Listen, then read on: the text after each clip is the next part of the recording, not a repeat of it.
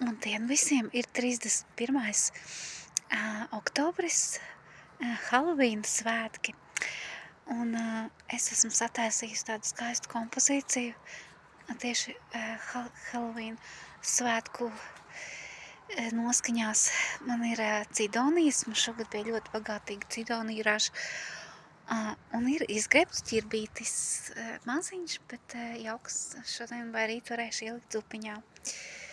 Ar cepurīti galvā, mutīte skaista un 2 actiņas. Nopirkus arī esmu skaistas rozītes, tādā pelēkā, violetā un sarkanā krāsā.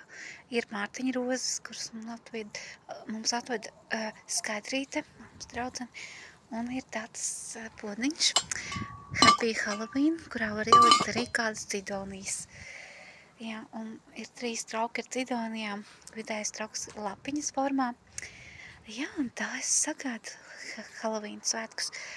Tagad arī varbūt uzlikšu kādu masku, pati nobildēšos ķirbīti noteikti. Labi, visiem priecīgus svētkus un skaistus kostīmiņus.